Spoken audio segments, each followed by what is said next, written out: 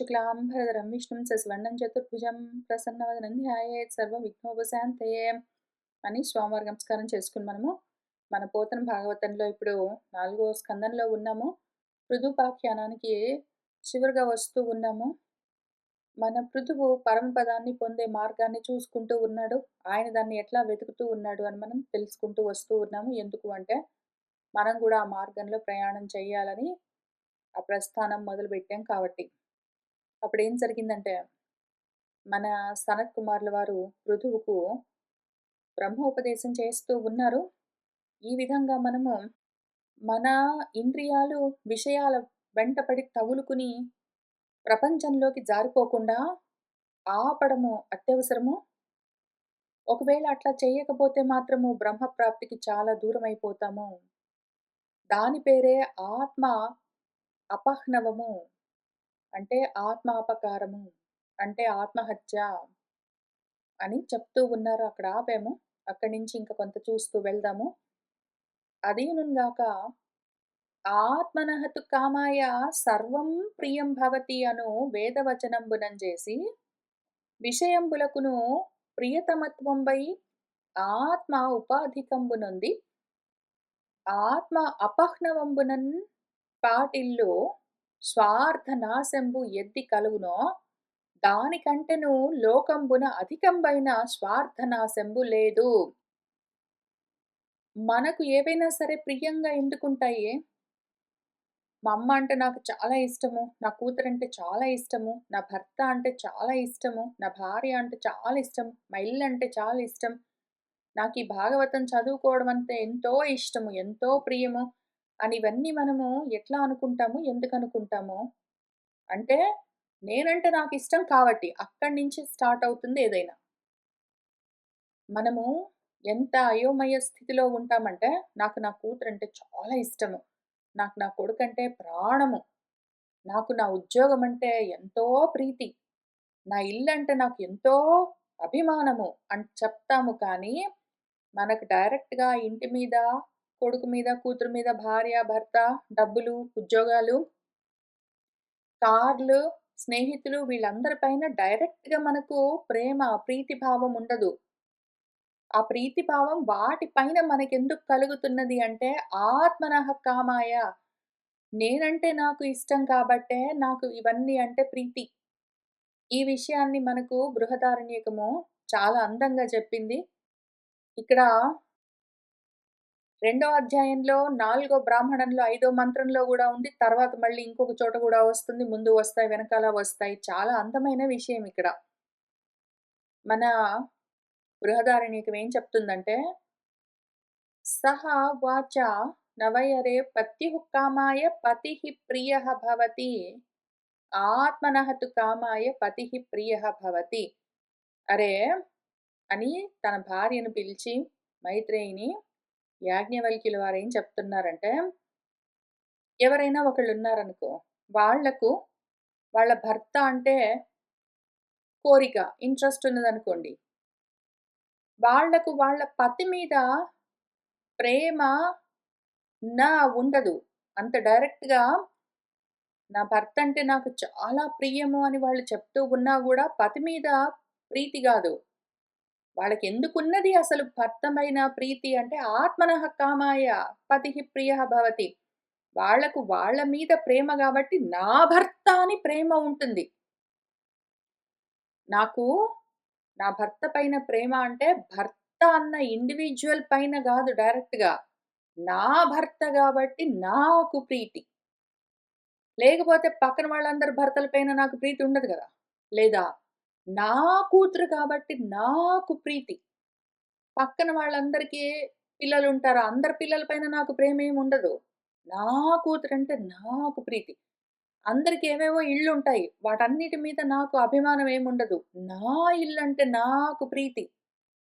అట్లానే నా డబ్బులు, నా ఐశ్వర్యం, నా నా నాది, నాది, నాది గాబట్టి నేను అని నా మీద నాకు ప్రీతి భావన ఉంటుంది గాబట్టి, నాకు సంబంధించిన అన్నింటి పైన ప్రీతి భావన ఉంటుంది. ఈ కనెక్షన్ అర్థం జేసుకోవాలి. నా పైన నాకు ప్రీతి భావన ఉంది గాబట్టే, నాకు సంబంధించిన వాటిపైన నాకు ప్రీతి కలుగుతూ ఉన్నది. లేకపోతే ఉండదు. కుళ్ళుంటుంది. పక్కన వాడికి చాలా మంచి కూతురున్నాడు, కొడుకున్నాడు, ఇల్లున్నది, ఇంకేంటో ఉన్నది అంటే నాకు కుళ్ళనిపిస్తుంది. ప్రీతి గాదు. నాకు ఇల్లు, పిల్లికూన, కూతురు, కొడుకు అవన్నీ ఉన్నాయంటే నాకున్నాయంటే నాకు ప్రీతి. పక్కన వాడికున్నాయంటే నాకు ప్రీతి కలగడం అన్నది ఉండదు. కావాలంటే దుఃఖం కలుగుతుంది. అప్రీతి కలుగుతుంది. అని దీని నిండా అవే రాస్తారు. ఎవరైనా ఒకళ్ళున్నారంటే పత్యుః కామాయ పతిః ప్రియః న భవతి. ఓన్లీ ఆత్మనః కామాయ కాబట్టే పతిః ప్రియః భవతి. లేదా జాయాయై కామాయ భార్య అంటే కోరుకునేవాడెవడున్నాడో వాడికి వాడి భార్య అంటే ప్రియురాలు. నాకామె చాలా ప్రియము అని చెప్తాడు గానీ, నా భవతి అట్లా కలగదది. ఆత్మనః కామాయ జాయా ప్రియా భవతి. వాడి మీద వాడికి ప్రేమ గాబట్టి వాడి భార్య అంటే వాడికి ప్రేమ. ఎవడి భార్య అంటే వాడికి ప్రేమ, ఎవడి భర్త అంటే వాడికి ప్రేమ, ఎవడి పిల్లలంటే వాళ్ళకి ప్రేమ. ఎందుకు అంటే ఎవడి పైన వాడికి ప్రేమ ఉంటుంది. ఫండమెంటల్ అది. ఫండమెంటల్‌గా ఎవరిపైన వాడికి ప్రేముంది గాబట్టి, వాడికి సంబంధించినవేమైనా ఉంటే ఉంటాయి. అట్లానే పుత్రాణం కామాయ, పుత్రాః ప్రియాః న భవంతి. ఓన్లీ బికాజ్ ఆత్మనః కామాయ కాబట్టే పుత్రాః ప్రియాః భవంతి. పిల్లలైనా సరే. విత్తం డబ్బులు. విత్తస్య కామాయ విత్తం ప్రియం న భవతి. ఓన్లీ ఆత్మనః కామాయ కాబట్టే విత్తం ప్రియం భవతి. పోనీ బ్రహ్మణః కామాయ బ్రహ్మ ప్రియం న భవతి. ఓన్లీ బికాజ్ నేనంటే నాకు ఇంట్రెస్ట్ కాబట్టి బ్రాహ్మలంటే ఇష్టం. అట్లనే క్షత్రియులు, అట్లనే దేవతలు, అట్లానే లోకాలు, అట్లానే భూతాలు. అసలు ఇంకివన్నీ గాదు. ఎంత లిస్ట్ చెప్తాము. డైరెక్ట్‌గా చెప్తాను విను. సర్వస్య కామాయ సర్వం ప్రియం భవతి. ఆత్మనః కామాయ తు సర్వం ప్రియం భవతి. నేనంటే నాకు ఇంట్రెస్ట్ కాబట్టి నాకు నా వెంటే అన్ని ఇంట్రెస్టే. అట్లానే ఈ విషయం నీకు అర్థమైందనుకో, ఇంత దూరం నేనెందుకు ఇన్ని ఎగ్జాంపుల్స్ భార్య, భర్త, పిల్లలు, ఇల్లు, పిలికున అనే ఎగ్జాంపుల్స్ అన్నీ ఎందుకు చెప్పానో తెలుసా? అరే! ఈ ఆత్మ ఏదున్నదో దాన్ని తెలుసుకో. నువ్వంటే నీకు ఇంట్రెస్ట్ కాబట్టే నీ వాటి గురించి నీకు ఇంట్రెస్ట్. నువ్వంటే నీకు ఇంట్రెస్ట్ ఉంది గాబట్టే అహంకారం వల్ల మమకారం ఉంటుంది. అహం అన్నది పట్టుకో ఆత్మ. ఓ అరే! అదే ద్రష్టవ్యః. అది చూడవలసింది. నువ్వు ఎదురుగా ఉన్న కూతుర్ని, కొడుకును, భార్యను, భర్తను, ఇల్లును, పిల్లికూనను, డబ్బుల్ని, వాళ్ళని, వీళ్ళని వాటన్నింటిని చూసి, వాటన్నింటి గురించి శ్రోతవ్యం విని, వాటన్నింటి గురించి మంతవ్యం అదే పనిగా నా కూతురు, నా కొడుకు అని ఆలోచించి, దాని గురించే నిధిధ్యాసంతా జేసి కూర్చోకు టైం వేస్ట్. వాటన్నింటి మీద నీకు డైరెక్ట్‌గా ఇంట్రెస్ట్ లేదు. నీకు నీ మీద ఇంట్రెస్ట్ కాబట్టే అవన్నీ ఇంట్రెస్ట్ ఉన్నట్టుగా కనిపిస్తాయి నీకు. అందుకని దాని మీద నీ మీద నువ్వు ఫోకస్ చెయి. ఆత్మ నువ్వెవరున్నావో అది ద్రష్టవ్యము చూడవలసింది, అది శ్రోతవ్యం వినవలసింది, అది మంతవ్యం ఆలోచన చేయవలసింది దాని గురించి. నీ కూతురు గురించి, కొడుకు గురించి, ఇల్లు గురించి గాదు. నీ గురించి ఆలోచన చెయ్యి. నువ్వున్నావు గాబట్టి అవన్నీ ఉన్నాయి తెలుస్తున్నదా? అది నిధిధ్యాసితవ్యం. దాని గురించి ఆలోచన చెయ్యి. ఓ మైత్రేయి. ఆత్మనః వై అరే దర్శనేన, శ్రవణేన, మత్యా విజ్ఞానేన ఇదం సర్వం విదితం. ఆ ఆత్మను అంటే నిన్ను నువ్వు ఒక్కసారి దర్శించిన, దాని గురించి విన్న, ఆలోచించిన, తెలుసుకున్న, మొత్తం తెలుసుకున్నట్టే. నువ్వు దాని గురించి తెలుసుకో. దారిన బోయేవన్నింటి గురించి తెలుసుకోవడం. ఏంటండి విశేషాలు? ఇంకా ఏంటండి విషయాలు అనుకుంటూ పనకమాలిన వాటి గురించి తెలుసుకోవడం, వినడం, ఆలోచన చేయడం ఆపేయి. అవన్నీ నీకెందుకు ఇంట్రెస్ట్ అనిపిస్తున్నాయి? బికాజ్ నీ గురించి నీకు ఇంట్రెస్ట్ ఉంది కాబట్టి. ఆ బయటి వాటి గురించి వదిలిపెట్టి, నీ లోపల ఉన్న నిన్ను నువ్వు తెలుసుకున్నావంటే అన్నీ తెలుస్తాయి. అన్నీ అందులోకే కలిసొస్తాయి. తెలుస్తున్నదా? అని చాలా అందమైన మంత్రము ఈ బ్రాహ్మణం ఉన్నది మనకు బృహదారణ్యకంలో. ఆ విధంగా నువ్వు దాన్ని అర్థం చేసుకో. నీ గురించి నువ్వు తెలుసుకున్నావంటే, ఆలోచించావంటే, నీ గురించి నువ్వు విన్నావంటే, దాన్ని కన్నావంటే, మొత్తం అంతా తెలిసినట్టే అని వేదవచనం కూడా ఉన్నది. విషయాలకు ప్రియతమత్వమై ఉన్నది ఆత్మ. విషయాలన్నీ నాకెందుకు ప్రియమంటే, నేనున్నాను గాబట్టే, నాకున్నవన్నీ అంటే నాకిష్టం కాబట్టి, నాకున్నవి నాకిష్టము అని, నాకు ఉన్నవి అని వేరుగా నాకెందుకు తెలుస్తున్నాయి? ఉపాధి ఉన్నది కాబట్టే. అహంకారం ఉన్నది. నేను అన్న అంతఃకరణము, ఉపాధి ఉన్నది గాబట్టే, ఈ ఆత్మ ఏం చేస్తుందంటే, ఆ అంతఃకరణం పైన ఇవన్నీ నేనే ఇన్నిగా ప్రతిఫలిస్తూ ఉంటే, వాటిని చూసి మోహం చెంది, వాటిలోకే జారి ఆత్మహత్య చేసుకొని ఉంటూ ఉన్నాము. ఆత్మ అపహ్నవం ఆ విధంగా జరుగుతూ ఉన్నది. ఆ విధంగా పాటిల్లుతుంది, జరుగుతుంది. దాన్ని మించిన స్వార్థ నాశము, నీ ఆత్మ నాశము, స్వార్థ నాశమంటే పరమార్థ నాశము, నీ గురించి నువ్వు పోగొట్టుకోవడం అన్నది ఏది కలుగుతుందో, దాన్ని మించిన అధికమైన స్వార్థనాశము నిన్ను నువ్వు పోగొట్టుకోవడము అన్నది ఇంక లోకంలో వేరేది లేనే లేదు. అంత అపకారం చేసుకుంటావు నువ్వు. నిన్ను వదిలిపెట్టి నీకు ఉన్న వాటి మీద ఫోకస్ చేశావంటే, నీకున్నవి ఉంటే నువ్వున్నావు, నీకున్నవి పోయాయంటే నువ్వు పోయావని ఆ రకంగా వాటితోటి మమత్వం పెంచుకుంటే, ఆ మమకారంతోటి ఉన్నావంటే, ఆ మమకారానికి రూట్ కాజ్ ఏమి? అహం అని నువ్వే. మమకారానికి, మమత్వానికి రూట్ కాజ్ అహం అని నువ్వున్నావు, ఉండాలి. అది నువ్వు ఎవరు అని తెలుసుకున్నావంటే, అన్ని రకాల మమలు అందులోకే వచ్చేస్తాయి. ప్రపంచంలో ఏం చేస్తారంటే, చాలా ముఖ్యంగా ప్రపంచము పరానికి అంటే ఆత్మకు పరంగా వేరుగా వ్యతిరేకంగా ఉంటుంది. ప్రపంచమంతా ఆత్మకు వ్యతిరేక దిశలో ప్రయాణిస్తుంటుంది.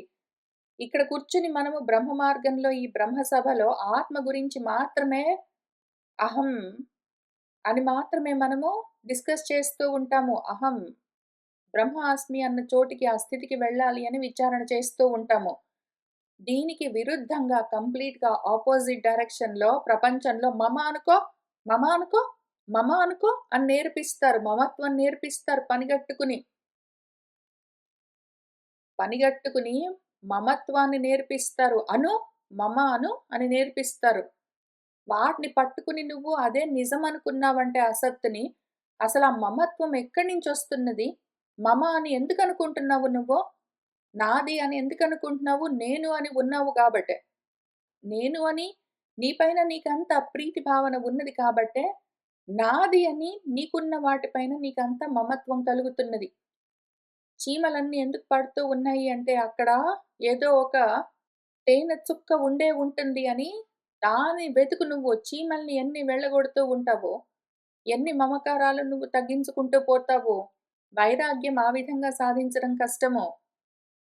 అసలా మమకారానికి రూట్ కాజ్ ఏంటి? నీలోనే ఉన్నది నేను అన్న భావన. దాన్ని పట్టుకుని అర్థం చేసుకున్నావనుకో మిగిలినవన్నీ గూడా అందులోకే కలిసొచ్చేస్తాయి.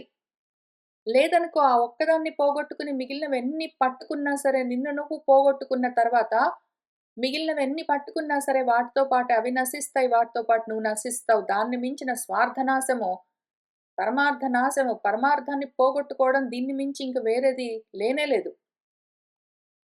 అది ఎట్లనినా సర్వార్థనాశంబునకు స్థైర్యంబు నొందించునట్టి అర్థకామాభి ధ్యానంబునందు తద్హేతుకంబైన స్వార్థనాశంబునందు పరాపర విషయాలన్నీ నశించునుగావున ఆత్మాపహ్నవంబున కంటే అధికతరంబైన స్వార్థనాశంబు లేదు.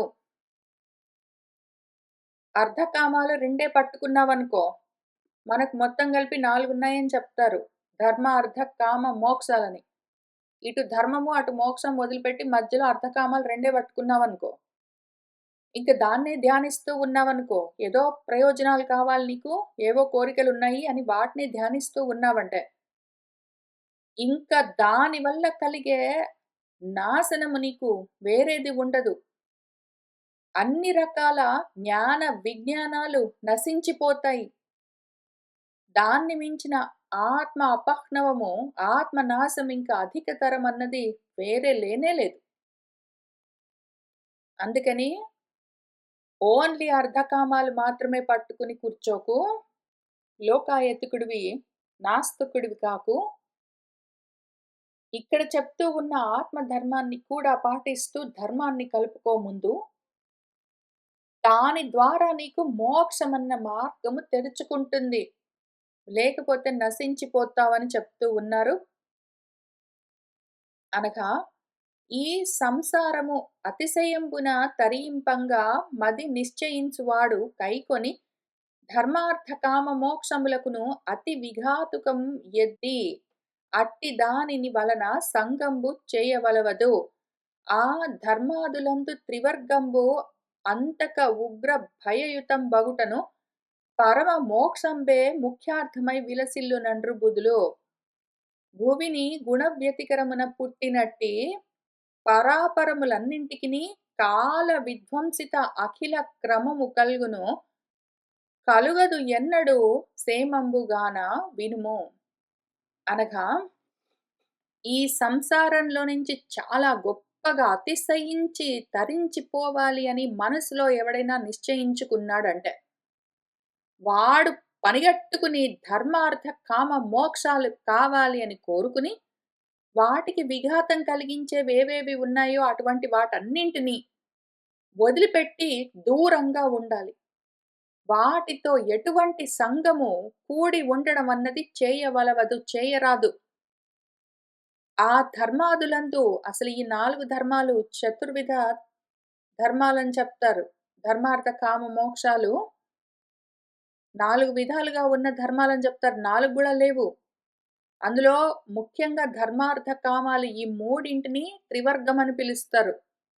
ఈ త్రివర్గం నువ్వు సాధిస్తే గూడా ఎంత గొప్పగా గృహస్థాశ్రమంలో ఉండి త్రివర్గాన్ని సాధించినా గూడా నువ్వు ఓన్లీ గృహస్థాశ్రమంలో ఉండి అర్ధకామాలు మాత్రమే కోరుకుంటూ ఉన్నావంటే అసురుడివి, ఇంద్రియారాముడివి, రాక్షసుడివి, జంతువులాగా ఉంటావు. పాశాలతో బద్ధుడివై పశువులాగా ప్రవర్తిస్తూ ఉంటావు. ఇంక నీకు మోక్షము ఉండదు. ధర్మం చెడిపోయింది. ఇంత మాత్రమే తిందాం, పడుకుందాం, తెల్లారింది లాగా ఉంటావు. అట్లా ఉండకుండా ధర్మాన్ని కూడా కలిపావనుకో, ధర్మార్థ కామాలు సాధిస్తున్నావనుకో, కనీసము జంతువువి పాశాలతో బద్ధుడివై పశువువి కాకుండా కనీసము ధర్మంతో ఉంటూ, ధర్మము అంటే అహింస, బ్రహ్మచర్యము, స్వాధ్యాయము మొదలైనవి చాలా ఉన్నాయి.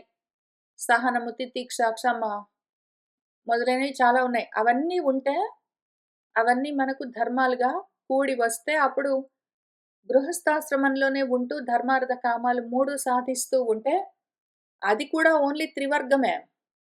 ఎంత దూరం సాధించినా సరే ధర్మార్థ కామాలు అంతకాలం వచ్చిందంటే అంతమైపోతాయి, నశించిపోతాయి. నువ్వు ఎన్ని ధర్మాలు ఆచరించినా సరే, ఎన్ని అర్థాలు కూడబెట్టుకున్నా సరే, ఎన్ని కామాలు తీర్చుకున్నా సరే, అవన్నీ ఎక్స్‌పైరేషన్ డేట్‌తో కూడి ఉంటాయి. అవన్నీ ఆ కాలమొస్తే నశించిపోతాయి. వీటికి పరంగా ఉన్నది మోక్షం ఒకటి ఉన్నది. ఈ మోక్షమే మనకు పరమార్థము. మోక్షం ఒక్కటే పరమార్థము. చతుర్విధ పరమార్థాలంటారు. చతుర్విధాలు లేవవి. అందులో ఉన్న 3 త్రివర్గము కూడా మొత్తమంతా ఏదో సమయానికి అంతమైపోయేవే. మోక్షం ఒక్కటే నిన్ను ఇందులో నుంచి, ఈ బంధంలో నుంచి బయటపడేసేది. అదొక్కటే ముఖ్యార్థం మనకు. అదొక్కటే ముఖ్యము.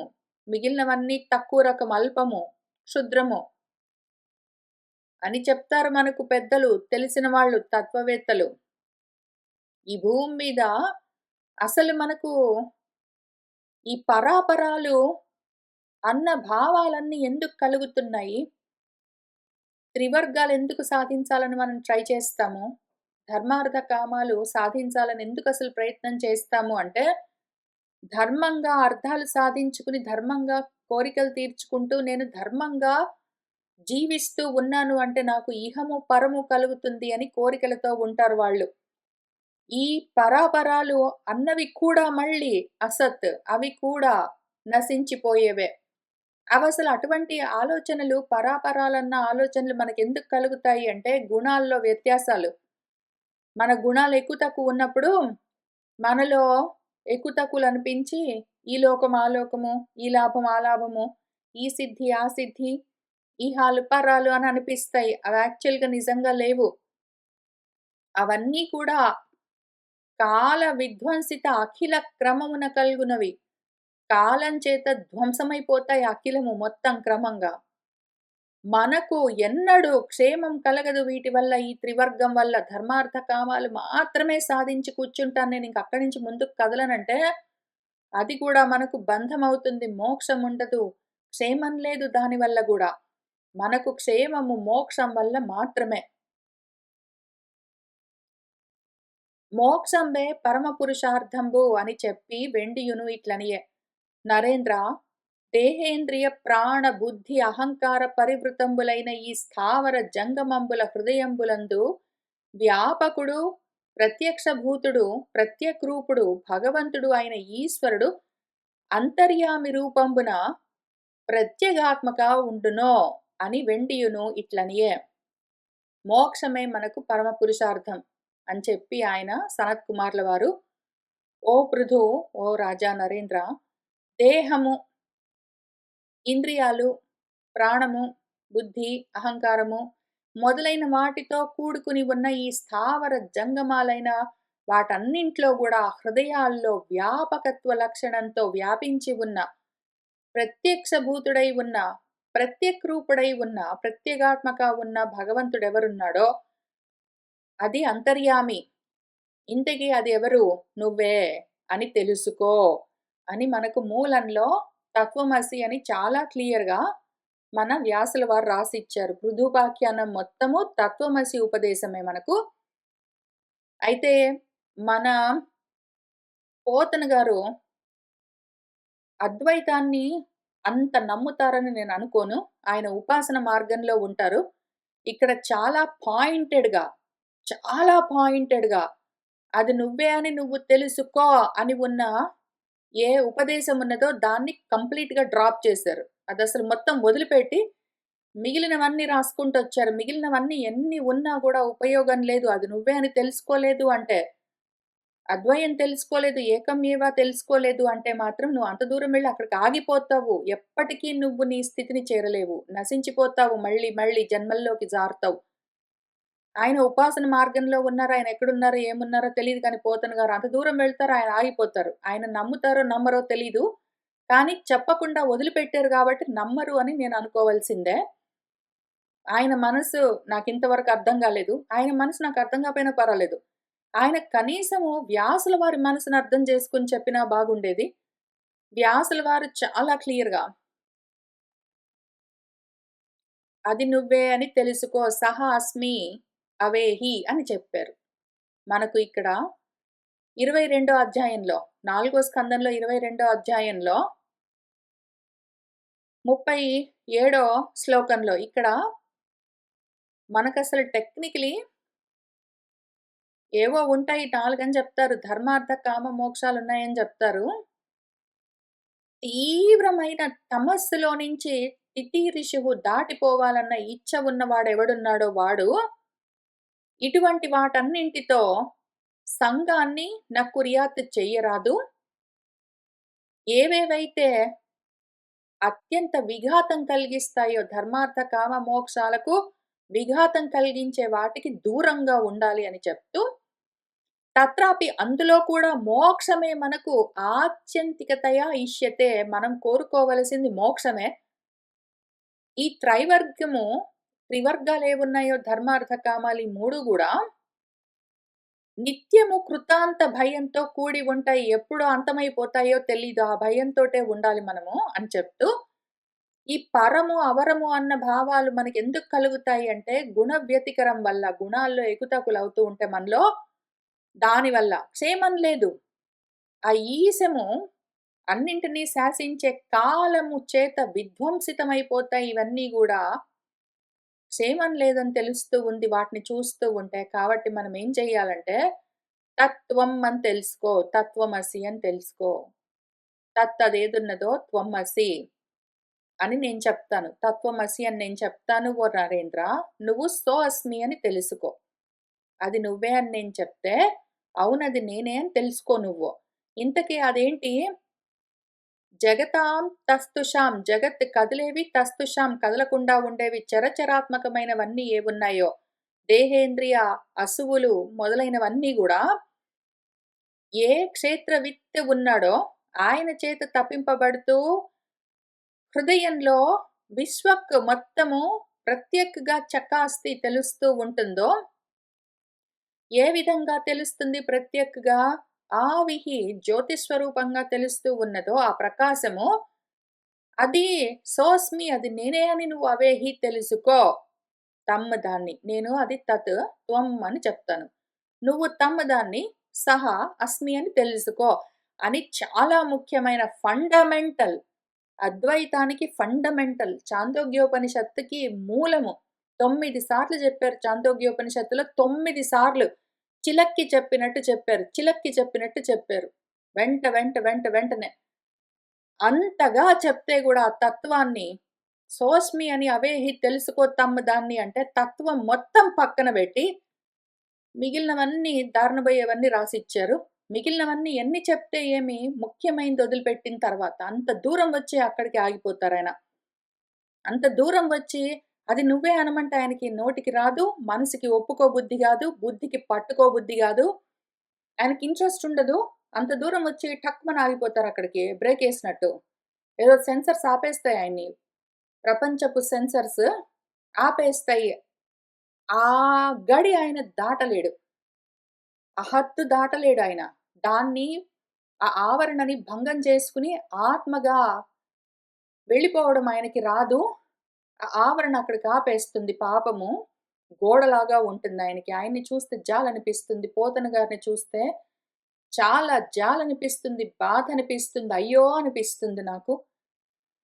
సరే ఆయనకున్న లిమిటేషన్ అది. ఆయనకున్న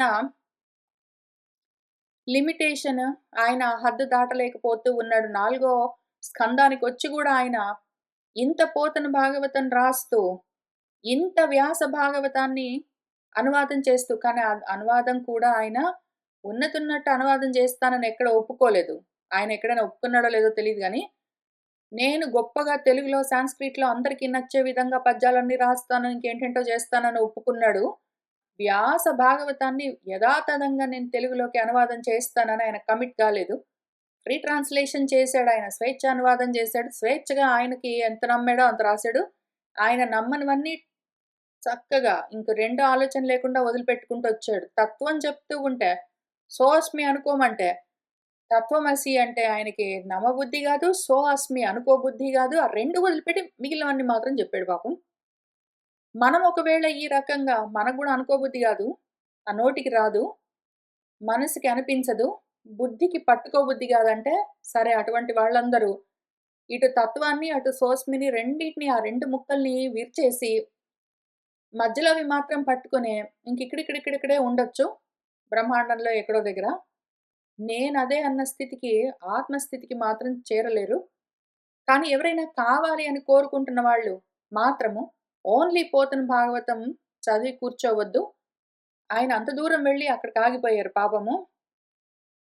మీరు నిజంగా ఆత్మతత్వ జ్ఞానం కావాలి అని కోరుకుంటూ ఉన్నారు అంటే మాత్రము సిన్సియర్‌గా ఉన్నారు. ముముక్షువులై ఉన్నారు. నిజంగా జిజ్ఞాస, నిజంగా, నిజంగా అతితీర్ష, నిజంగా ఆ ముముక్షుత్వం మీలో ఉన్నవి అంటే, ఆరురుక్ష ఉన్నది అంటే, పోతన భాగవతం చదివితే చదివారు. అది సరిపోదు. ఎందుకంటే ఆయన చివరిదాకా తీసుకొని వెళ్ళలేరు. మూల భాగవతం చదివి తీరవలసిందే. మూల భాగవతంలో చాలా ముఖ్యమైన విషయాలు ఆ ఫైనల్ స్టెప్స్ అన్నీ ఉంటాయి. ఫైనల్ స్టెప్స్ ఈయన వెళ్ళలేకపోయారు గాబట్టి, ఆయన అంత దూరం వ్యాపించలేకపోవడం వల్ల, అక్కడికి వెళ్ళలేకపోయారాయన. కనీసం 2 విధాలుగా చేయొచ్చు. ఒకటి ఆయన అక్కడి దాకా వెళ్తే వాటిని పాపము రాయగలిగేవారు. ఎందుకంటే ఆయనకు తెలుస్తుంది గాబట్టి రాసిచ్చేవారు. కనీసం ఆయన అక్కడి దాకా వెళ్ళకపోయినా గూడా, మూల భాగవతాన్ని కనీసం నమ్మి ఉంటే, శ్రద్ధ ఉంటే దాని మీద, ఉండే ఉంటుందిలే అని కనీసం రాసిచ్చేవాళ్ళు. తర్వాత ఆయనకి తెలిసేది. ఆయన తెలిసైనా రాసి ఇవ్వవలసింది. రాసిస్తేనైనా తెలిసేది. ఆయన తెలుసుకోలేదు. మనకి చెప్పాలని ఆయనకి ఇంట్రెస్ట్ కలగలేదు. వదిలిపెట్టుకుంటూ పోయారు. కాబట్టి మీకు కావాలనుకున్న వాళ్ళు మాత్రం ఇక్కడికి ఆగొద్దు. మూల భాగవతం చదివి తీరవలసిందే. ఈయన కొంతవరకు హెల్ప్ చేస్తారు. కొంతవరకు ఇనీషియల్‌గా మనకు ఎంట్రన్స్ లెవెల్‌లో హెల్ప్ ఉంటుంది. ఫైనల్ దాకా మాత్రం కష్టమవుతుంది. దీన్ని పెట్టుకొని వెళ్ళలేము. ఇంత మాత్రంతోటే మెట్లు పై అంతస్తు దాకా ఉంటే ఎక్కుకుంటూ వెళ్తాము. సగం దాకా వెళ్ళి అక్కడ మెట్లిక్కడ ఆగిపోయాయి. ఇంకా పై అంతస్తు ఎక్కడో ఉన్నదనుకోండి. మధ్యలో అటు ఇటు కాకుండా ఉంటాం మనము. వేలాడుతూ ఉంటాం త్రిశంకు స్వర్గంలో. సరే ఇంతకది. ఆయనకి చెప్పబుద్ధి అవ్వలేదు. మధ్యలో ఇంకేంటో యాడ్ చేశారు. తత్వం, సోస్మి 2 పీకేసి ఇంకేంటో వేరేది యాడ్ చేసి దాన్నక్కడికి ముగించారు. ఆయన నమ్మిందాయన జెప్పారు పాపము. భూవరా ఏ మహాపురుష భూషణున్ అందులన్ ఈ సమస్త విశ్వావళి లీనమై సదసదాత్మక భావమునొంది భూరి మాయా విభవంబునన్ తగి సమగ్ర వివేక నిరోధి స్రక్ ఘన ఆసీవిష బుద్ధి తోచుచు విశేష గతిన్ వెలుగొందును ఎన్నడున్. ఏ మహాపురుషుడున్నాడో భూషణుడు, పురుషులకే భూషణుడు. అందులో ఈ సమస్త విశ్వము ఆవళి వరసంతా లయమై ఉన్నదో, సదసదాత్మకమైన భావంతో ఉన్నదో, గొప్ప మాయతో ఉండి వివేకాన్ని సమగ్రంగా నిరోధిస్తూ ఉంటుందో, ఏదో ఒక తాడును చూసి పామనుకున్నట్టు, తాడు పాముగా కనిపిస్తూ ఉన్నట్టు, విశేషంగా ఈ మొత్తం జగత్తంతా ఎవరిలో దర్శనమిస్తూ ఉన్నదో ఎప్పుడు,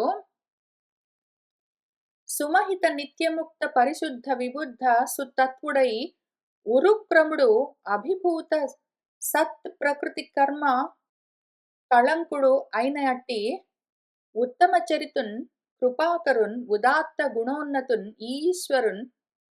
ఈశ్వరేశున్ చిత్తమున తలపుమయ్యా. నిత్యముక్త పరిశుద్ధ విబుద్ధ నిత్యముక్త శుద్ధ బుద్ధ తత్వమై ఉన్న ఆ ఉరుక్రముడు ప్రకృతి, దానివల్ల కలిగే కర్మలు, అటువంటి కళంకాలకు దూరంగా ఉన్నవాడు, అవిభూతుడైన ఎట్టి ఉత్తమ చరిత్రుడు, కృపాకరుడు, ఉదాత్త గుణాలతో ఉన్నతుడు, ఈశ్వరేశ్వరుడు. అటువంటి ఆ తత్వాన్ని నువ్వు మనసులో తలుచుకో. వసుమతీనాథ, ఎవ్వని పాదపద్మ పలాస విలాస సల్లలిత భక్తి సంస్మరణంబుచే సజ్జన ప్రకరంబు ఘన కర్మ సంచయ గ్రథితమగు అహంకారమను హృదయ గ్రంథిని చరుతురో వివరింపన్ ఇట్లు నిర్విషయమతులు మహి నిరుద్ధ ఇంద్రియ మార్గులను అయి అట్టి యతులకు చేరంగన్ అలవిగానియట్టి పరమేశు కేశవు ఆదిపురుషు వాసుదేవుని భువన పావన చరిత్రున్ అర్థిన్ శరణంబుగా తత్పదాంబుజములు భక్తి సేవింపు గుణసాంద్ర. పార్థివేంద్ర, ఓ రాజా, ఏ పాద పద్మాలను మనసులో భావన చేస్తూ భక్తి కలిగి సజ్జనులు ఈ ప్రకారంగా వాళ్లలో ఉన్న గొప్ప కర్మల సమూహాన్ని, ఆ చిక్కుముడిని, అహంకారమన్న హృదయ గ్రంథిని చెరుపుకుంటారో, విచారించి చూస్తే ఆ విధంగా ఎవరైతే ఇటువంటి భక్తి కలిగితే, ఈ స్టెప్స్ అందుకే అంత దూరం చెప్పుకుంటూ వచ్చాము.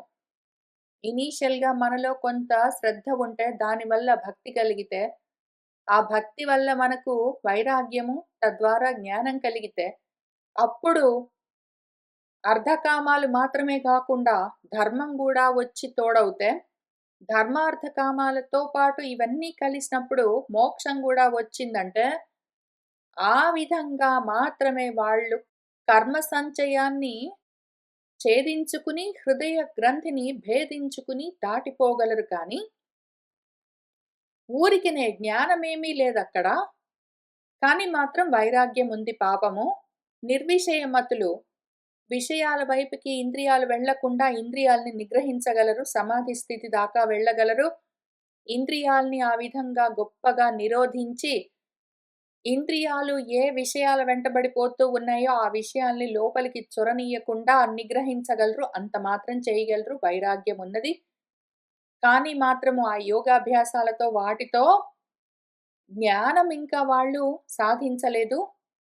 జ్ఞానం లేని కేవల వైరాగ్యం వల్ల వాళ్ళు ఎంత ప్రయత్నం చేసినా సరే, ఎంత యతులైనా సరే, ఇటువంటి స్థితిని మాత్రం చేరంగ నలవి గాని ఆ పరమేశ్వరుడు ఉన్నాడు. ఆత్మస్థితికి వెళ్ళాలి అంటే భక్తి ఉండాలి, వైరాగ్యము ఉండాలి, జ్ఞానం ఉండాలి.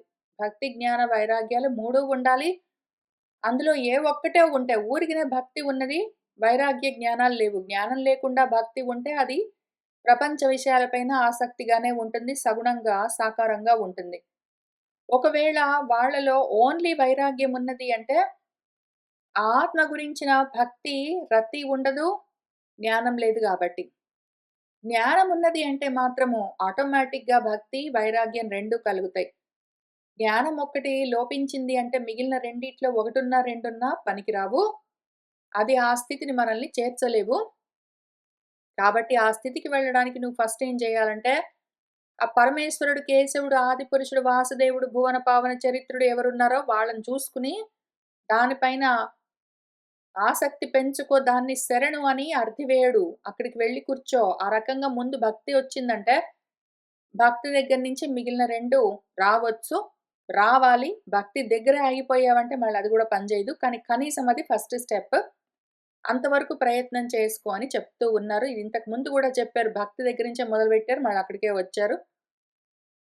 ఆ తర్వాత అరిషడ్వర్గ మహా ఊర్మి నక్ర నికర వ్యాకీర్ణ సంసార సాగరం అబ్జోదర కీర్తనాతరణి సాంగత్యంబునన్ బాసి తాము అరుదారంగా అఘాపహ ప్రకట యోగాది క్రియాయుక్తిచే తరింపన్ మది కోరువారలకు దుర్దాంతంబగు కావునన్.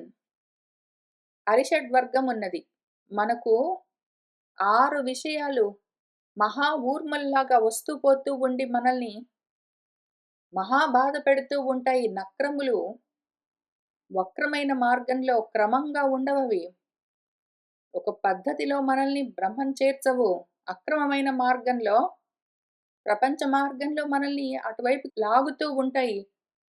అవి వ్యాకీర్ణం బాగా దండిగా నిండి ఉన్న ఈ సంసార సాగరం ఏదున్నదో, దాన్ని తరించాలి అంటే మనకొక తరణి గావాలి. తరణి అంటే నావ, పడవ గావాలి. అదేమి అంటే అబ్జోదర కీర్తనము. పద్మనాభుడి కీర్తన. పద్మనాభుడనుకో నువ్వు, నారాయణుడనుకో, విష్ణువనుకో, శివుడనుకో, నువ్వు ఏదైనా అనుకో, ముందు సాకారంగా మొదలుపెట్టినా పర్వాలేదు. కానీ, ఏదైతే ఆ తత్వం ఉన్నదో అదొక్కటే నిన్ను తరించే ఉపాయము. దాని సాంగత్యం కావాలి. ఆ సాంగత్యం సంగం, సక్తం, భక్తం దానిపైన భక్తి కావాలది ఫస్ట్ స్టెప్. అదున్నది అంటే ఈ సంసారాన్ని అందులోని నక్రాలు, మొసళ్ళు, ఈ షడూర్ములు మనల్ని మాటి మాటికి పీడిస్తూ ఉంటే వాటిని పాసి వదిలించుకుని మనము, తాము అంటే మనమిక్కడ అరుదారంగా ఎంతో గొప్పగా, చక్కగా అఘాపహ ప్రకటము. అఘములు అంటే పాపాలు. పాపాల సమూహమంతా మొత్తం ఏదున్నదో దాన్ని యోగాది క్రియాయుక్తిచే కర్మయోగంతో అన్న ఉపాయంతో ముందు కర్మని యోగంగా చెయ్యి. ఆ తర్వాత నీకు జ్ఞానం కలుగుతుంది. దాంతో తరింపొచ్చు. తరించాలి, దాటిపోవాలి అని మనసులో కోరుకునే వాళ్లకు దుర్దాంతము. అసలు ఈ సంసార సాగరము దుర్దాంతము. దాంతం అంటే దాన్ని కంట్రోల్ చేయడం, నిగ్రహించడం కష్టం. మామూలుగా దాన్ని డైరెక్ట్‌గా సంసారాన్ని నిగ్రహించలేము. సంసారం అంతా బయట ఎందుకున్నది అంత అంటే లోపల మనలో ఉన్నదంతా ఆశ, ఆలోచన, కోరికలు, సంకల్పాలున్నాయి గాబట్టే దీనివల్ల బయటంతా సంసారము తయారై ఉన్నది. దాన్ని డైరెక్ట్‌గా ఏం చేస్తావు? దాని రూట్ అంతా లోపల నీలోనే ఉన్నది. దాన్ని వదిలించుకోవాలంటే దాన్ని డైరెక్ట్‌గా వదిలించలేము. దాన్ని వదిలించే బదులు చీకట్లని పోగొట్టుకోవడానికి చీపిర్లు అవన్నీ తీసుకొనొచ్చి ఊడ్చి, తుడిచి, శుభ్రం చేసి నువ్వేం చేయలేవు. చీకట్లను పోగొట్టుకునే మార్గము ఏదో చెంబులు, తపేళాల నిండా నీళ్లు తీసుకొనొచ్చి, సబ్బులు అవన్నీ తీసుకొచ్చి, చీపిర్లన్నీ తెచ్చి, ప్రెషర్ వాషర్స్ అన్నీ చేసి, రుద్ది శుభ్రం చేద్దామంటే పోదు చీకటి. వెలుగొస్తేనే చీకటి నశిస్తుంది. అదొక్కటే మార్గము. అట్లా సంసారం అన్న చీకటి నువ్వు డైరెక్ట్‌గా దాన్ని పోగొట్టుకుందామని ట్రై చేస్తే పోదు. సంసారమంతా అజ్ఞానము, మాయాజనితమని తెలుసుకుంటే, ఆ జ్ఞానం వల్ల ఈ అజ్ఞాన కల్పితమైన జగత్తంతా నీలోనే లయమై ఉంటుందప్పుడు. చీకటి ఎక్కడికి వెళ్ళింది? వెలుగొచ్చిన తర్వాత ఎక్కడికెళ్ళలేదు. అదసలు ఉంటే గదా! అదంతా మళ్ళీ జ్ఞానంలోనే కలిసొచ్చేసింది. మొత్తం అంతా అందులోనే ఉన్నది. ఆ విధంగానే జగత్తని నువ్వు చూస్తున్నది నీకు వేరుగా ఉన్నదని చీకట్లో చూస్తూ ఉన్నావు గానీ, ఆ చీకటి నీలో జ్ఞానము నువ్వే కప్పెట్టేసావు గాబట్టి, ఆ ద్వితీయంతోటి నీకు తెలియకుండా ఉంది. దాన్ని ఆ ద్వితీయాన్ని ద్వితీయం అని తెలుసుకున్నావు అంటే అది మళ్ళీ ద్వితీయంగా ఉండకుండా అద్వితీయంగా నీలో లయమైతుంది. నువ్వొక్కడివే ఉంటావు. ఏకం ఏవ. దాన్నట్లానే పోగొట్టుకునే మార్గం వేరే మార్గం దానికి లేదు. ధరణీసోత్తమ కాబట్టి. నీవు కేవల సముద్యద్భక్తి ధీయుక్తిమై వరగోవింద పదారవింద యుగ భాస్వత్నావ సంధించి దుస్తర భూరి వ్యసనాకరోల్లసిత్ దుర్దాంత ఉగ్ర గంభీర సంసరణాంబోధి తరింపవయ్యా పరమోత్సాహంబు దీపింపగన్. నువ్వేం చెయ్యంటే ఓ పృథు, కేవల సముద్యద్భక్తి. నీలో కేవల భక్తి గావాలి. కేవల భక్తి అంటే ఒకటే ఒక వస్తువున్నది అని దానిపైన అత్యంత ఆసక్తి ఉండడము. నీకు ప్రపంచ విషయాలపైన భక్తి ఉన్నది అంటే కేవలం ఒక విషయం ఎందుకుంటుంది? అనంతమైన విషయాలుంటాయి. అనంతమైన భక్తులుంటాయి. ఎన్నో విషయాలపైన భక్తి ఉంటది నీకు. అవన్నీ గాదు. ఆత్మ ఒకటే కాబట్టి కేవలం ఒక్కటే భక్తి ఉంటుంది. ఆ విధంగా ఉన్న భక్తి. కలిగింది అంటే వెంటనే ధీయుక్తి. జ్ఞానం కలుగుతుంది. భక్తి ఉంటే జ్ఞాన వైరాగ్యాలు గ్యారంటీ. దాంతో వరగోవింద పదారవింద యుగ భాస్వత్ నావ. దాంతో నీకు ఆ ప్రకాశిస్తున్న ఆత్మజ్యోతి అన్న నావ తరించే మార్గము, తరుణోపాయము, తారకము దొరుకుతుంది. దాన్ని సంధించి దుస్తరము తరించడానికి కష్టమైన భూరి వ్యసనాకర ఉల్లసిత వ్యసనాకరము దుఃఖసాగరమైన ఉల్లసితమైన దుర్దాంతమైన దాంతం అంటే కంట్రోల్ చేయడానికి నిగ్రహించడానికి వీల్లేని ఉగ్రమైన గంభీరమైన సంసరణమేదున్నదో ఈ సృష్టి జగత్ ఆ అంబోధి సంసార సాగరాన్ని ఈ విధంగా తరించవచ్చు. నువ్వు పరమోత్సాహంగా తరించు. ఏడుస్తూ బాధపడుతూ కాదు, సంతోషంగా తరించు. హాయిగా హ్యాపీగా సుఖంగా ఎంతో దీపింపగా తరించేయొచ్చు. సంసారం పెద్ద ప్రాబ్లం కాదు. దాన్ని ఏం చేయాలంటే సంసారాన్ని నువ్వు డైరెక్ట్‌గా అటాక్ చేద్దామంటే అది పెద్ద సముద్రంలాగా ఉంటుంది. నువ్వు దాన్ని పట్టించుకోకుండా నిన్ను నువ్వు తెలుసుకోవడానికి ట్రై చేసావంటే ఆ సంసార సాగరము అంత పెద్ద సముద్రం కాస్త గోష్పదీకృతం అవుతుంది. వారాసి కాస్త గోష్పదీకృతం అవుతుంది. అందుకు నువ్వు జ్ఞానంగా ఎదగాలి. నువ్వు జ్ఞానంగా ఎంత ఎంత ఎదుగుతూ పోతావో ఆ సంసార సాగరము అంతగా ఒదుగుతూ పోయి చివరికి గోష్పదమంతా ఏదో ఆవు గిట్ట పరిమాణం అంత తయారవుతుంది. నువ్వు దాటిపోవడం పసిపిల్లలు దాటిపోయేంత చిన్నదైపోతుందది. ఆ విధంగా మాత్రమే సంసారాన్ని దాటేందుకు నీకు అవకాశం ఉన్నది. సంసారాన్ని ఎట్లా దాటుతావు? నువ్వు జ్ఞానంగా ఎదిగితే సంసారం మొత్తం ఒదిగిపోతుంది నీలోనే. అది దాన్ని దాటే మార్గము. అది తరుణోపాయము అని చెప్తూ ఉన్నారు. అని ఈ గతిన్ పంకరుహాసన సుతుడును బ్రహ్మబోధ శాలియును అగు ఆ ఘనయోగి వల్లభునిచే తను తెలియగబడిన బ్రహ్మతత్వుండగుచును. ఈ విధంగా పంకరుహాసనుడు, పంకము అంటే బురద, అందులో రుహము జన్మించిన పద్మము, అందులో ఆసనము కూర్చున్నవాడు బ్రహ్మదేవుడు. ఆయన సుతుడు సనత్కుమారుడు. ఆయనెవరింతకీ? బ్రహ్మబోధశాలి, బ్రహ్మజ్ఞాన స్వరూపము. ఆయన ఇప్పుడు ఈ ఘనమైన యోగి వల్లభునిచే తను తెలుసుకున్న బ్రహ్మతత్వాన్ని పొందినవాడై మన పృథువు జనపతి మునిన్ పొగడి ముదంబున ఇట్లను పూర్వము నేను దీనావనుడైన ఈశ్వరుని చేతను నిక్కము అనుగ్రహింప తగితిని మునీంద్ర. ఓ మునీంద్ర, గురువుగారు అని మన జనపతి, మన పృథుమహారాజు ఆ మునిని పొగిడి ముదంబున ఇట్లను ఎంతో సంతోషంగా ఏమన్నాడంటే, పూర్వం ఇంతకు ముందు నేను ఆ దీనావనుడు, అవనుడు అంటే కాపాడేవాడు, దీనులను రక్షించేవాడైన ఈశ్వరుని చేత, భగవంతుడి చేత ఇదే బ్రహ్మోపదేశాన్ని పొందాను. ఆయన నాకు దాన్ని అనుగ్రహించారు అని చెప్తున్నారు. ఇక్కడ ఎందుకో మన పోతన గారు జన్మ అని కలిపారు. పూర్వజన్మలో నాకు భగవంతుడి అనుగ్రహం చాలా ఉండిండొచ్చు. అందుకని ఇప్పుడొచ్చి నువ్వు ఇవన్నీ నాకు చెప్తున్నావు అని చెప్తున్నారు కానీ, మధ్యలో ఎందుకు మర్చిపోయారో పోతన గారు స్టోరీ మధ్యలో మర్చిపోయారు. ఈ జన్మలోనే పృథువు ఎప్పుడైతే రాజయ్యే ఒకానొక సమయంలో ప్రజలందరూ ఈతి బాధలు అనుభవిస్తూ ఉంటే కరువు కాటకాలు, భూమి వాళ్లకు భోజనాన్ని ఇవ్వకపోతే, ఆయన భూమినిప్పుడే పగలగొడతాను నేను, అందరికి భోజనాన్ని కలిగిస్తాను అని దాని వెంటబడితే, భూమి గోరూపము ధరించి పారిపోతూ ఉన్నది. ఆయన వెంటబడి తరిమాడు. అది వెనక్కి తిరిగొచ్చి, నా ధర్మం నేను చేస్తున్నాను. ఈ కారణానికి నేను ఓషధులను వెనక్కి తిప్పాను. నువ్వు వాటిని ఈ విధంగా బయటికి తీయవలసి ఉంటుంది అని చెప్పింది. ఆయన ఆ విధంగా చేస్తూ వచ్చాడు. తర్వాత యజ్ఞాలవన్నీ చేస్తూ ఉన్న సమయంలో ఆయన అశ్వాన్ని ఏదో ఇంద్రుడు పట్టుకుని పారిపోతూ ఉంటే మాటిమాటికి ఈయనకు కోపమొచ్చిన తర్వాత ఆయన నేనే ఆపుతానని లేస్తే బ్రాహ్మలందరూ కూర్చోబెట్టారు ఋత్వికులందరూ. ఇంకా అప్పుడు బ్రహ్మదేవుడు గూడా వచ్చాడు, ఇంద్రుడు గూడా వచ్చాడు. అవన్నీ అయిన తర్వాత ఆయన ఏదో విధంగా అయితే అయిందిలే పృథు, ఎన్ని కర్మలు చేస్తావు, ఎన్ని యజ్ఞాలు చేస్తావు, ఒకటి తగ్గితే తగ్గిందిలే, నష్టం లేదులే పోనీ అని బ్రహ్మదేవుడు చెప్తే వెంటనే విన్నాడు మన పృథువు. ఇంక దాంతో ఆ యజ్ఞ కర్మని పూర్తి చేశాడు. అప్పుడు భగవంతుడు ఆ యజ్ఞ స్వరూపము ఆ యజ్ఞ వేదికకొచ్చారు కాబట్టి ఆయన మన పృథువుకు ఉపదేశం చేస్తారు. ఇదే బ్రహ్మోపదేశం చేసి నీకిప్పుడు నేను చెప్తున్నాను.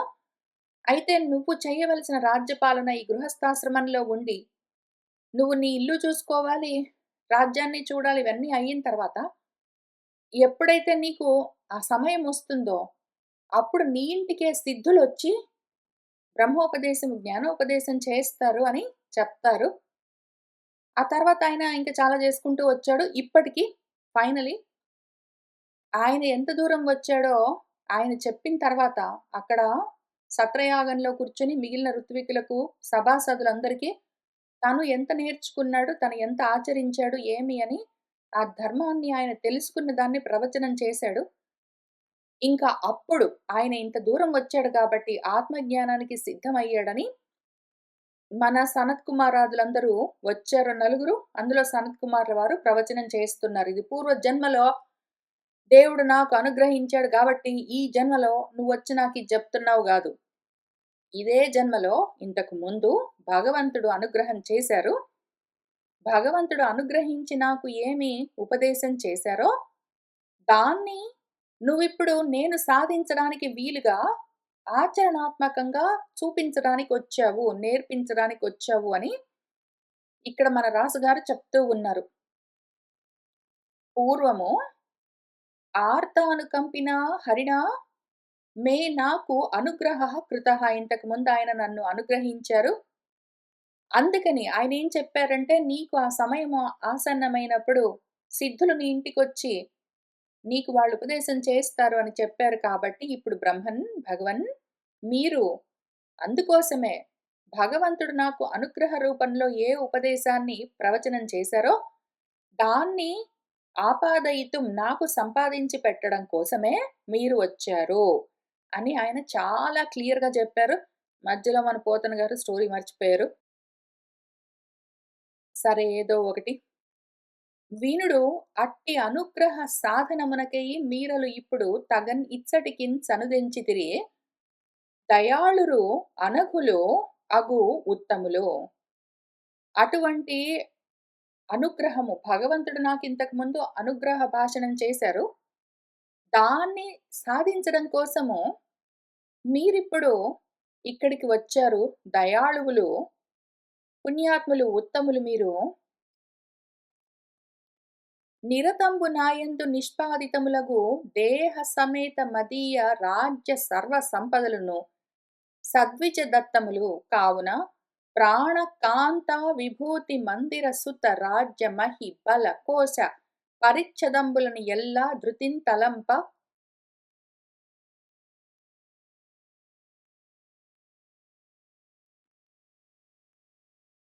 నివేదితములయ్యెను.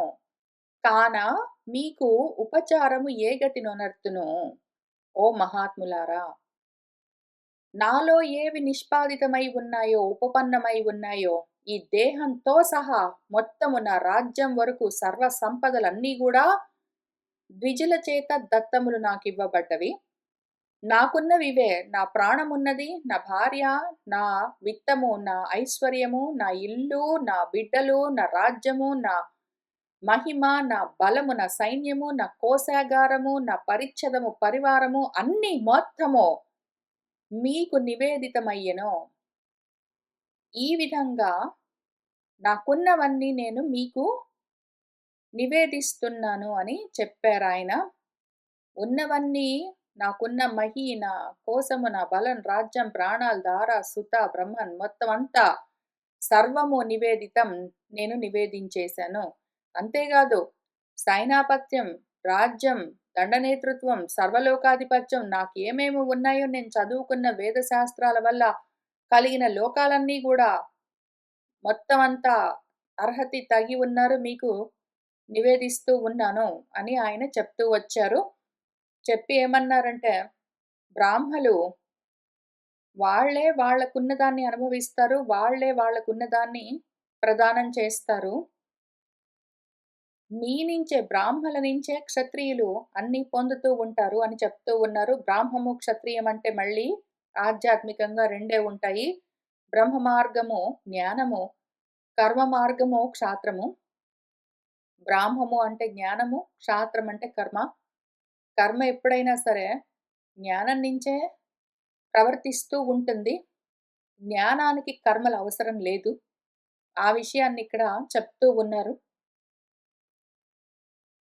సరే దాని గురించి ఇక్కడ ఏం చెప్తూ ఉన్నారంటే, మధ్యలో ఏవో ఉన్నాయి సంబంధం లేని విషయాలు కాబట్టి వదిలిపెట్టేశాను. అది ఎట్లు బ్రాహ్మణాధీనం వంటిదేని సేనాధిపత్యం, రాజ్యదండ నేతృత్వం, సర్వలోకాధిపత్యం, వేద శాస్త్ర వేది అయిన బ్రాహ్మణునికే గాని కావున బ్రాహ్మలకు భోజన వసన దానంబులు స్వకీయంబులై ఉండు. క్షత్రియాదులకు బ్రాహ్మణానుగ్రహమున అన్నమాత్రము దక్క సో అండ్ సో ఫోర్త్ ఇక్కడ చాలా రాశారు. కానీ అవన్నీ కొంచెం అటు ఇటుగా ఉన్నాయి. అక్కడ చెప్తూ ఉన్నదేంటంటే, బ్రహ్మమునకు అంటే జ్ఞానానికి కర్మలతో సంబంధం లేదు, అవసరం లేదు. కర్మలు మాత్రము జ్ఞానం పైన ఆధారపడి ప్రవర్తిస్తూ ఉంటాయి అని ఉంటుంది. దాన్ని నిజంగా బ్రాహ్మలు బయటెవరో ఉన్నారు, క్షత్రియులెవరో ఉన్నారు అని అవన్నీ అనుకున్నామంటే ఇవన్నీ బయలుదేరుతాయి. సరే దాన్నంతా తీసి పక్కన పెడదాము. ఓన్లీ ఆధ్యాత్మికం ఫోకస్ చేద్దాము.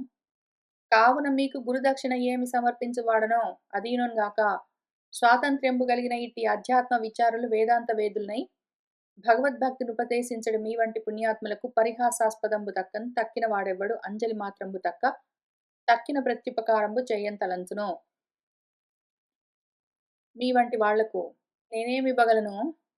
ఏహి ఈదృశీ భగవతః గతిః ఆత్మవాదః ఏకాంతతః నిగమిభిః ప్రతిపాదితాః నః.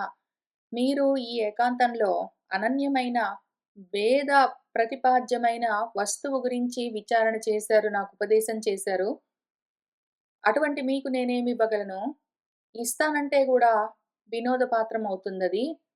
వినోద పాత్రానికి కూడా మళ్ళీ మనం 2 విధాలుగా అర్థం చెప్పుకున్నాము. ఈ శ్లోకాలు చెప్తూ ఉన్నప్పుడు మనకు మూలంలో మనం ఇవి చదువుకుంటూ ఉన్నప్పుడు 2 విధాలుగా అర్థం చూసుకున్నాము. సరే ఇక్కడ కో నామ తత్ప్రతికరోతి మీకు ప్రత్యుపకారం ఏమి చేయగలరు ఎవరైనా సరే? మీరు చేసిన ఉపకారానికి మీరు బ్రహ్మజ్ఞానాన్ని ఉపదేశం చేశారు. మీకు ప్రత్యుపకారం చేయగలరా ఎవరైనా? అందుకని అదభ్రకరుణాః అంతులేని దయతో దట్టమైన కరుణతో ఉన్న మీరు స్వకృతేన మీరు చేసిన ఈ ఉపకారానికి మీరే నిత్యము తుష్యంతు సంతోషింతురుగాక అని అంటూ ఉన్నారు. దాన్ని కొంత ఇక్కడ చెప్పారు మన పోతన గారు. అదిగావున దయాళువులైన మీరలు స్వకృత ఉపచారంబులను చేసి సంతుష్టాంతరంగులగుదురుగాక. మీరు చేసిన పనికి మీరే సంతోషించండి. ఇంత ఉపకారం చేసినందుకు మీరే సంతోషించండి అని అంటూ ఉన్నారు అని పలుకుచున్న ఆదిరాజైన పృథు చక్రవర్తి చేత పూజితులై ఆత్మయోగనిష్ఠులైన సనకాదులు అతని స్వభావంబు ప్రశంసించుచు సమస్త జనంబులు చూచుచుండన్ ఆకాశ గమనంబున సనిరి అయ్యవసరంబున. ఈ విధంగా అంటూ ఉన్నారు మన ఆదిరాజు పృథు చక్రవర్తి. ఆయన చేత పూజింపబడి ఆత్మయోగ నిష్టలో ఉన్న సనకాదులు ఆయన స్వభావాన్ని చూసి ప్రశంసిస్తూ అక్కడ ఉన్న సమస్త జనంబులు చూస్తూ ఉండగానే ఆకాశ మార్గంలో చనిరి వెళ్ళిపోయారు. ఆ సమయంలో ఏం జరిగిందంటే, విను మహాత్మా, ముఖ్యుడననొప్పు వైన్యుడు ఏకాగ్ర చిత్తుడగుచు ఆత్మనిష్ఠుడైన ఎట్టి తనన్ అవాప్త కామునిన్గాగా బుద్ధిలోన తలచే భూవరుండు. ఇంకా మహాత్ముల్లోనే ముఖ్యుడు మనవాడు ఆ వైన్యుడు. ఏకాగ్ర చిత్తుడయ్యాడు. శ్రద్ధ కలిగింది. దీనివల్ల ఏం కలిగింది? ఏకాగ్ర చిత్తం కలిగింది, శ్రద్ధ కలిగింది అంటే మనం తైత్రీయంతోటి కలిపి చూసుకుంటే ఏమర్థమవుతుంది? విజ్ఞానమయ కోశమని చెప్తూ వచ్చారు గదా! లోపల జ్ఞాన దేహము వృద్ధి చెందుతూ ఉన్నదాయనకి. ఆ జ్ఞానదేహానికి శ్రద్ధ తల, హృతం కుడి రెక్క, సత్యము ఎడమ రెక్క, మహత్ పుచ్చం ప్రతిష్ఠ అని ఏది చెప్పారో అది పెరుగుతూ ఉన్నదాయనకి. అందుకని ఆయన మహాత్ముల్లోనే ఉత్తముడయ్యాడు. ఏకాగ్ర చిత్తుడయ్యాడు. ఆయనకి పుచ్చం ప్రతిష్ఠ మహత్తు కలిగింది. ఆయనకి శిరస్సు శ్రద్ధ కలిగింది. ఆత్మ నిష్ఠ కలిగింది. వృత్తం తెలిసింది.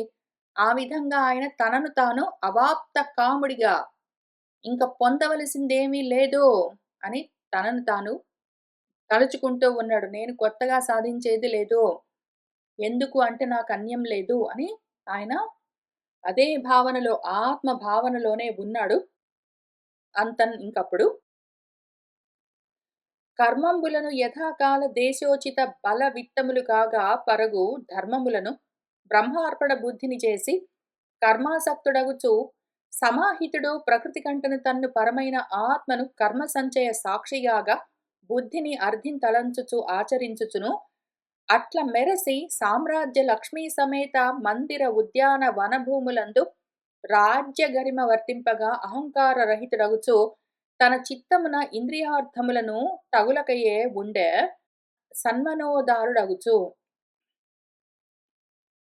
ఏ కర్మలు ఏ కాలంలో ఎటువంటి దేశంలో ఏ విధంగా ఆచరించాలి అని తెలుసుకుని దేశకాలోచితంగా కర్మల్ని చేస్తూ తనకున్న బలము సైన్యాన్ని, విత్తములను, ఐశ్వర్యాన్ని మొత్తాన్ని గూడా ధర్మానికే ఆయన వాడుతూ బ్రహ్మార్పణ బుద్ధితోటే ఆ కర్మల్ని చేస్తూ ధర్మంగా కర్మలను బ్రహ్మార్పణ బుద్ధితో దేశకాలాలు ఎరిగి ఆచరిస్తూ ఆ విధంగా కర్మాసక్తుడై ఉన్నట్టుగా కనిపిస్తూ ఉన్నా కూడా మనసులో సమాహిత చిత్తుడై ఉన్నాడు. ప్రకృతికి నేను పరమై ఉన్నాను, ఆత్మను, కర్మ సాక్షిని అని బుద్ధిలో తలుస్తూ ఉన్నాడు. ఆ విధంగానే కర్మలన్నీ ఆచరిస్తూ ఉన్నాడు. ఈ విధంగా ఆయన సామ్రాజ్య లక్ష్మితో కూడి ఉండి మందిరాలు, ఉద్యానవనాలు, వనభూములు అంటూ తన రాజ్యమంతా ప్రవర్తిస్తూ ఉంటే వాటిని ధర్మంగా పాలన చేస్తూ అహంకారం లేకుండా తన చిత్తంలో ఇంద్రియార్థాలను తగులుకోకుండా తన అంతఃకరణానికి ఇంద్రియ విషయాలేవి తగులుకోకుండా ఉంటూ గొప్ప ఉదారతతో ఆయన ఉన్నాడు. ఇట్లు ఆధ్యాత్మిక యోగ నిష్ఠుడై కర్మములను ఆచరించుచు అర్చియను భార్యయందు విజితాసుడు, ధూమ్రకేశుడు, హర్యస్సుడు, ద్రవిణుడు, వృకుడు అను ఆత్మ సములైన పుత్రులను ఏవురన్ కనియన్ అంతా ఆధ్యాత్మిక యోగ నిష్ఠుడై ఆత్మయోగ నిష్ఠుడై ఉన్నాడు. అదే నిష్ఠలో బ్రహ్మనిష్టలోనే ఉంటూ ఆయన కర్మాల్ని ఆచరిస్తూ ఉన్నాడు. ఆయన భార్య అర్చి, వాళ్లకు విజితాసుడు, ధూమ్రకేశుడు, హరియస్సుడు, ద్రవిణుడు, వృకుడు అన్న మన పృథువుకు సమానమైన 5 కొడుకులు కలిగారు.